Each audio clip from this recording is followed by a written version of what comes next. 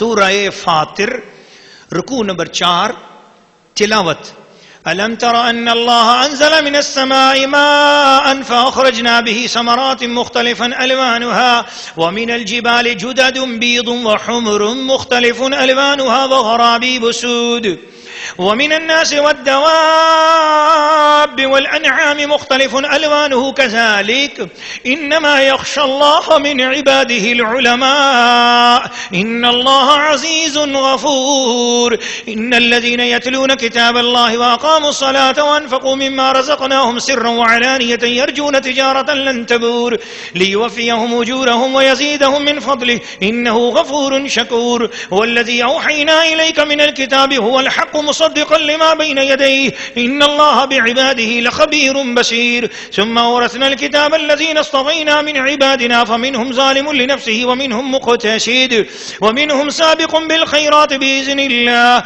ذلك هو الفضل الكبير جنات عدن يدخلونها يحلون فيها من أساور من ذهب ولؤلؤا ولباسهم فيها حرير وقالوا الحمد لله الذي يذهب عنا الحزن إن ربنا لغفور شكور الذي أحلنا دار المقامة من فضله لا يمسنا فيها نصب ولا يمسنا فيها لغوب والذين كفروا لهم نار جهنم لا يقضى عليهم فيموتوا ولا يخفف عنهم من عذابها كذلك نجزي كل كفور وهم يصطرخون فيها ربنا أخرجنا نعمل صالحا غير الذي كنا نعمل أولم نعمركم ما يتذكر فيه من تذكر وجاءكم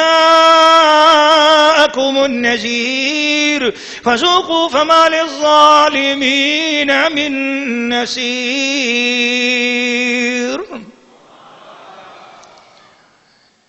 سورہ فاطر رکوع نمبر 4 ترجمہ کنز الایمان. کیا تو نے نہ دیکھا کہ اللہ نے آسمان سے پانی اتارا تو ہم نے اس سے پھل نکالے رنگ برنگ اور پہاڑوں میں راستے ہیں سفید اور سرخ رنگ رنگ کے اور کچھ کالے بھوچنگ یعنی سیاہ کالے اور آدمیوں اور جانوروں اور چوپایوں کے رنگ یوں ہی طرح طرح کے ہیں. اللہ سے اس کے بندوں میں وہی ڈرتے ہیں جو علم والے ہیں. بے شک اللہ بخشنے والا عزت والا ہے.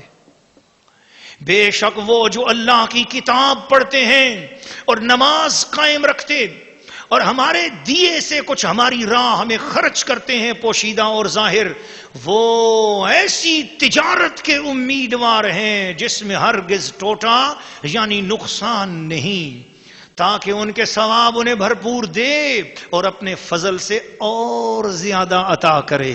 بے شک وہ بخشنے والا قدر فرمانے والا ہے. اور وہ کتاب جو ہم نے تمہاری طرف وحی بھیجی وہی حق ہے اپنے سے اگلی کتابوں کی تصدیق فرماتی ہوئی. بے شک اللہ اپنے بندوں سے خبردار دیکھنے والا ہے. پھر ہم نے کتاب کا وارث کیا اپنے چنے ہوئے بندوں کو تو ان میں کوئی اپنی جان پر ظلم کرتا ہے اور ان میں کوئی میانہ چال پر ہے اور ان میں کوئی وہ ہے جو اللہ کے حکم سے بھلائیوں میں سبقت لے گیا. یہی بڑا فضل ہے. بسنے کے باغوں میں داخل ہوں گے وہ ان میں سونے کے کنگن اور موتی پہنائے جائیں گے اور وہاں ان کی پوشاک ریشمی ہے اور کہیں گے سب خوبیاں اللہ کو جس نے ہمارا غم دور کر دیا اور کہیں گے سب خوبیاں اللہ کو جس نے ہمارا غم دور کیا. بے شک ہمارا رب بخشنے والا قدر فرمانے والا ہے. وہ جس نے ہمیں آرام کی جگہ اتارا اپنے فضل سے ہمیں اس میں نہ کوئی تکلیف پہنچے نہ ہمیں اس میں کوئی تکان لاحق ہو. اور جنہوں نے کفر کیا ان کے لیے جہنم کی آگ ہے نہ ان کی قضا آئے کہ مر جائیں اور نہ ان پر اس کا عذاب کچھ ہلکا کیا جائے. ہم ایسی ہی سزا دیتے ہیں ہر بڑے نہ شکرے کو.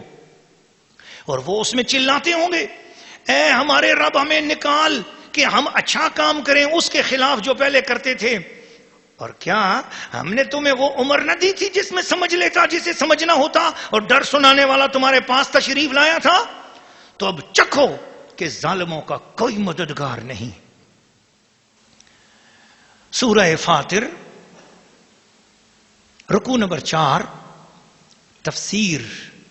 ناظرین و ناظرات سامعین و سامعات پچھلی رکوعات کے اندر اللہ کریم نے اپنے ایمان والے بندوں کی شانوں کا ذکر کیا مکانوں کا ذکر کیا اماکن مقدسہ کا ذکر آپ نے سنا، شخصیات مقدسہ کا ذکر سنا، حضرت داؤد علیہ السلام، حضرت سلیمان علیہ السلام کی باتیں آپ نے سنی، اور اللہ پاک نے، اللہ کریم نے اپنی شان کائنات آفاقی اور کائنات ارضی و سماوی پست و بالا کے اندر اللہ پاک نے اپنی بہت ساری نعمتوں کی طرف متوجہ کیا.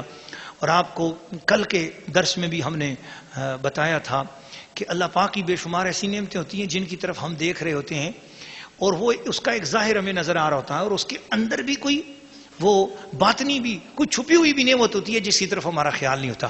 وہ آیت کریمہ، تو اس آیت کریمہ کی تشریح یوں سمجھو القرآن یفسر بعدہ بعدا یہاں آ گئی. اب اللہ تعالیٰ فرما رہا ہے کہ دیکھو رنگ رنگ، اب رنگ کی بات کی اللہ پاک. اس سے پہلے جتنی باتیں ہو رہی تھیں وہ باتیں ان کی الگ شان، اب اللہ پاک ایک اور رنگ سے آپ کو، ہم سب کو اور ساری کائنات کو اللہ کریم دکھا رہا ہے کہ دیکھو ذرا اس انداز سے بھی ذرا میری شانوں پر غور کرو. وہ کیا؟ الم ترى ان اللہ انزل من السماء ماء، اللہ پاک نے آسمان سے پانی اتارا. پانی کو دیکھو بے رنگ ہے، پانی بے رنگ ہے. فاخرجنا به ثمرات مختلفا الوانها، پانی میں رنگ کوئی نہیں، مگر جس بیج پہ پڑا، جس جڑ پہ گیا، جس درخت پہ گیا، ایسی برکت اس زمین کے اندر سے وہ کئی رنگ رنگ کے ساتھ جو ہے نا مختلف قسم کے پھل وہاں سے باہر آ گئے. سبحان اللہ سبحان اللہ. ومن الجبال، اچھا رنگ تو آپ نے پھلوں میں دیکھے ہی دیکھے ہیں، پھلوں کے کتنے رنگ ہیں. فرمایا ومن الجبال، پہاڑوں میں بھی رنگ ہیں. جدد بید، سفید راستے دور سے نظر آ رہا ہوتا ہے، یہ رستہ ایسے مڑ رہا ہے، ایسے مڑ رہا ہے، ادھر چڑھ رہا ہے، ایسے جا رہا ہے. وحمر مختلف الوانها، سرخ رنگ، اور سرخ رنگ کے اندر بھی کئی رنگ. آپ کے اس مسجد کے اندر جہاں آپ بیٹھے ہوئے ہیں انہی پہاڑوں سے نکلے ہوئے پتھر لگے ہوئے ہیں. محراب میں اور رنگ کے ہیں، سائیڈوں پہ اور رنگ کے ہیں، ادھر اور رنگ کے ہیں، باہر اور رنگ کے ہیں. تصور کرو، اللہ کریم فرماتا ہے سرخ رنگ بھی اس رنگ کے اندر بھی کئی رنگ. وغیرہ بھی بسود، اور بالکل کالے سیاہ. جی وہ کالے سنگ مرمر کو کیا بولتے ہیں جی؟ گرینائٹ جو ہے وہ کتنا سخت پتھر ہے، اس کے لیے غرابیب و سود کہا. تو یہ جو غرابیب و سود کہا کہ کچھ کالے بوجھ کا، یعنی بہت زیادہ کالا، بہت زیادہ کالا کلر. تو جب وہ بہت زیادہ کالے کلر کا سنگ مرمر ہوتا ہے تو اس کا جب اس کو چمک دے دیتے ہیں تو اس کے بعد جب اس کو پالش کرتے ہیں بہت ہی زیادہ خوبصورت لگتا ہے. اللہ تعالیٰ فرماتا ہے تمہارے پاؤں کے نیچے جو اتنی چمکدار رنگ کی جو پتھر کی سل ہے جس پہ تم چل رہے ہو، تمہارے کچن کا جو ٹاپ ہے بلیک کلر کا، تمہیں اچھا لگ رہا ہے. تم نے اپنے فرش میں بلیک جو سٹون لگایا ہوا ہے بہت گہرے رنگ کا، یہ ان پہاڑوں سے نکلا ہے جن پہاڑوں کے اندر کون ہے جس نے انہیں یہ رنگ دیا. اب یہاں پر ایک بہت بڑی گہری مفسرین اکرام نے بڑی پیاری باتیں لکھی ہیں، میں اس طرف جا نہیں رہا، بہت تفصیل ہو جائے گی. فرمایا ایک دم پتھروں کی بات کی، پتھروں کے رنگ آپ کو دکھائے.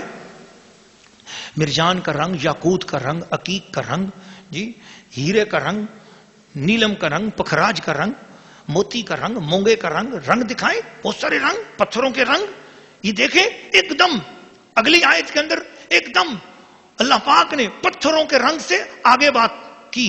وَمِنَ النَّاسِ، جیسے سخت پتھر پہاڑوں میں ہوتے ہیں، نرم پتھر بھی پہاڑوں میں ہوتے ہیں، سرخ رنگ بھی پتھروں میں ہوتے ہیں، کالے رنگ بھی پتھروں میں ہوتے ہیں. ایک دم فرمایا وَمِنَ النَّاسِ، لوگوں میں بھی، وَالدَّوَابِ، چوپایوں میں بھی، وَالْأَنْعَامِ، وَالدَّوَابِ جانوروں میں بھی، وَالْأَنْعَامِ چوپایوں میں بھی، مختلف الوانہ،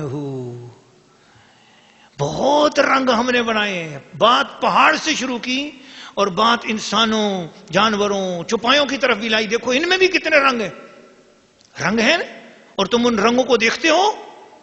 کذالک، اسی طرح کے رنگ ہیں جیسے پہاڑوں میں پتھروں کے رنگ ہیں.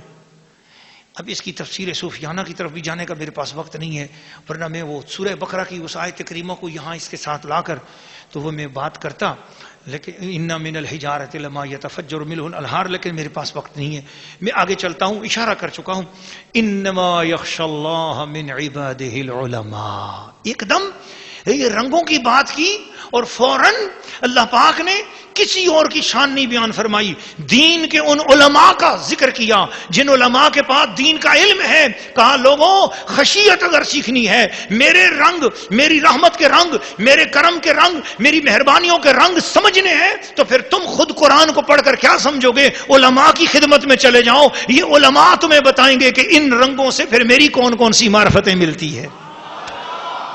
یہ فوراً اس کے بعد یعنی اسی آیت کے اندر، یعنی آیت نمبر 27 ہے سورہ فاطر کی، اس میں پہاڑوں کے رنگ بیان کی، پتھروں کے رنگ بیان کی، اور آیت نمبر 28 کے اندر ہی اسی ایک آیت کے اندر انسانوں کا ذکر کر دیا، جانوروں کا ذکر کر دیا، چوپایوں کا ذکر کر دیا، فرمایا مختلف الوانہ کذالک، جیسے پہاڑوں کے رنگ ہیں، جیسے پتھروں کے رنگ ہیں، طرح طرح کے بے شمار رنگ ہیں، اسی طرح انسانوں میں بھی رنگ ہیں، جانوروں میں بھی رنگ ہیں، چوپایوں میں بھی رنگ ہیں، مگر ان رنگوں کا مقصد کیا ہے، ان رنگوں کا فیض کیا ہے، ان رنگوں سے خدا کی کون سی معرفت ملتی ہے، یہ تمہیں خود نہیں پتا چل سکتا، بتا دیا جن کو معرفت ملی ہوئی ہے، جاؤ ان کے قدموں میں بیٹھ جاؤ، جاؤ ان کی خدمت میں بیٹھو، جاؤ ان کی محفل میں بیٹھو، جاؤ ان کی خدمت کرو، وہ کون ہے، انما یخشی اللہ من عبادہ العلماء، میرے بندوں میں سے میرے رنگوں کو پہچاننے والے، قدرت کے رنگوں کو دیکھنے اور پہچاننے والے، قدرت کی معرفت کرانے والے یہ علماء ہیں، ان کی خدمت میں پہنچ جاؤ۔